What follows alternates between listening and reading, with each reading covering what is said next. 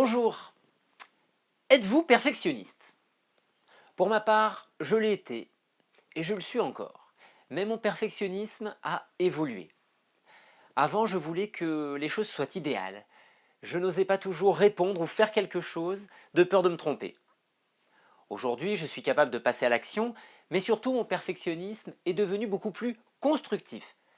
J'essaye, jour après jour, de devenir meilleur, d'améliorer les choses que je fais actuellement, pour être encore plus à l'aise, pour avoir une qualité de vie encore meilleure.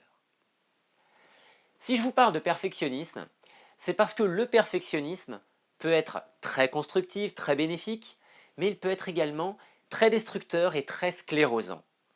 Je vais vous parler aujourd'hui du perfectionnisme destructeur et sclérosant, car c'est quelque chose qui revient très fréquemment. Je rencontre beaucoup de personnes qui veulent faire quelque chose d'idéal, de parfait. Alors je vais vous rassurer, peut-être en décevoir certains, l'idéal n'existe pas. Le parfait, ça n'existe pas. La chose où tout se passe bien, parfaitement, idéal, c'est du fantasme.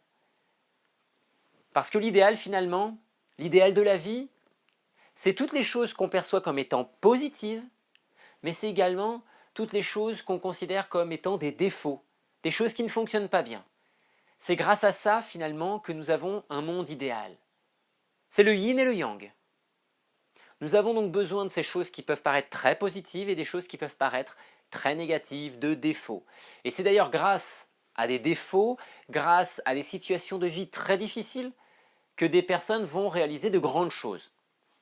Donc heureusement finalement qu'il y a ces choses-là. Alors quand je vous parle de perfectionnisme dans l'idéal, c'est de suivre par exemple à la lettre, bêtement, et quand je dis bêtement ce n'est pas péjoratif, les conseils qu'on lit dans un livre par exemple. Alors je dis bêtement, c'est pas péjoratif parce que c'est simplement on se met les œillères et on avance. C'est un peu marche ou crève. Je suis les conseils de manière super stricte, super rigoureuse, et en même temps, ça marche pas. C'est pour ça que je dis c'est un peu marche ou crève.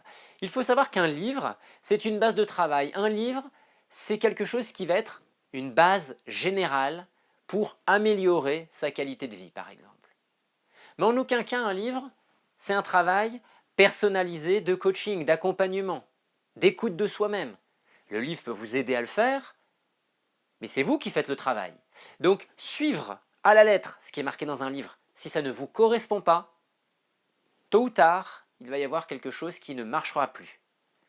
Et je rencontre ça très fréquemment pour des personnes qui veulent changer d'alimentation pour leur santé.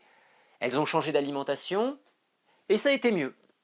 Elles ont eu un mieux conséquent pendant plusieurs semaines, plusieurs mois. Et puis après, ça se calme et ça régresse. Et des fois, elles ne comprennent pas pourquoi 6 mois, 1 an, 2 ans après, la situation finalement est revenue en état de détérioration avancée. Alors je leur dis, bah, peut-être que vous avez changé quelque chose. Alors le plus souvent on me dit, bah non, mais l'âge, ne serait-ce que l'âge, fait que les choses peuvent évoluer. Le stress, un événement de vie. Toutes ces choses-là peuvent bouger. La vie, ce n'est pas que l'alimentation, par exemple. Donc ça, c'est ce que je vais appeler du perfectionnisme sclérosant. C'est-à-dire qu'au final, on met les œillères, on avance, et on oublie de s'écouter, on oublie d'écouter son corps, ses sensations, son ressenti. Ce qui fait que lorsque on se retrouve dans une zone qui ne nous correspond plus, et que notre corps nous donne les informations pour ça, on continue à avancer avec nos œillères. Surtout, il ne faut pas regarder à côté, pas faire attention à ces signes. Donc ça, c'est la première forme de perfectionnisme qui peut être problématique. La deuxième forme, c'est du perfectionnisme destructeur. Vous avez voulu changer d'alimentation, changer d'hygiène de vie, changer des choses au niveau relationnel ou professionnel. Et au bout de quelques mois, il y a quand même un mieux très significatif qui s'est installé. Avant, il y avait des ratés tous les jours. Aujourd'hui, la base, c'est plutôt que ça fonctionne correctement. Mais une fois tous les 10 jours, il y a un raté. Quelque chose qui fait que ça se grippe. Peut-être que vous êtes plus fatigué, peut-être plus stressé, ou qu'il y a un événement de vie tout simplement, ou une habitude que vous n'avez pas faite ce jour-là, qui fait que vous êtes moins attentif, vous êtes moins avec vous-même, moins concentré, et donc ça dérape. C'est pas grave. Mais pour de nombreuses personnes, comme on est focalisé sur l'idéal, le parfait, on ne va pas regarder ce qui a bien fonctionné pendant 15 jours ou pendant 10 jours. On va regarder ce qui ne fonctionne pas. Et en plus, on va y attacher une importance phénoménale, on va le grossir. Et on le grossit tellement, avec tellement d'émotions, finalement, que cette journée où ça n'a pas été va bouffer le bénéfice de toutes les journées précédentes où c'était positif. Et vous savez, quand je vous dis ça, je ne le dis pas à la légère. C'est-à-dire que l'état émotionnel dans lequel nous sommes, le ressenti que nous avons de nous-mêmes, la perception que nous avons de nous-mêmes, transpire de nous. Les autres le ressentent.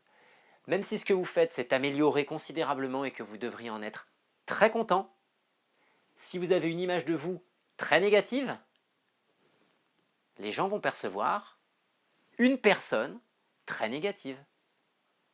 Et c'est dommage. Alors moi, je vous propose, plutôt que d'être dans ce perfectionnisme sclérosant ou destructeur, finalement plutôt d'attacher de l'importance aux détails, mais aux détails qui vont vous permettre d'aller mieux, d'être plus objectif. Pour reprendre le cas de cette personne qui va bien 9 jours sur 10 et il y a un dérapage un jour, on peut se dire et attacher de l'importance, ah ça va pas, j'ai été mauvais ce jour-là. Et c'est vrai, on a le droit de se le dire, j'ai été mauvais. Eh bien oui, ça arrive. Et en même temps, on peut se dire, pourquoi est-ce que j'ai été mauvais? Qu'est-ce que je peux faire pour améliorer ça? Ou est-ce que ça a dérapé?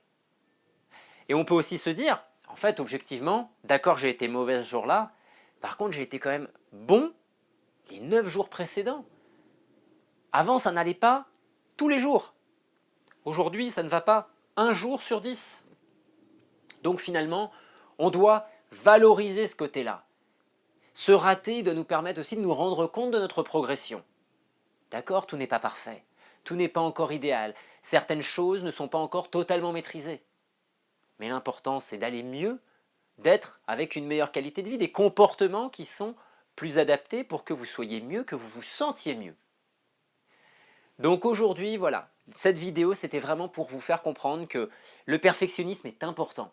C'est une chose qu'il faut avoir. Mais il ne faut pas rester dans ce perfectionnisme sclérosant, destructeur, qui est culturel d'ailleurs. Et je dis culturel car il y a une expérience très intéressante qui avait été faite avec des enfants. On leur avait demandé de remplir un questionnaire. Les enfants français sont ceux qui ont répondu en tout cas, au moins de questions. Pourquoi? Ils ont peur d'avoir tort, ils ont peur de ne pas être dans le vrai. Alors ils s'interdisent de répondre, ils s'interdisent de faire. C'est une forme de perfectionnisme qui va vers l'idéal. C'est pour ça que je dis que c'est culturel et éducatif. Transformer ce perfectionnisme de l'idéal, de la perfection, vers un perfectionnisme constructif, dynamique, dans lequel vous attachez de l'importance aux détails qui vont vous permettre d'améliorer jour après jour votre situation, votre qualité de vie, vos relations, vos comportements au niveau professionnel, votre santé.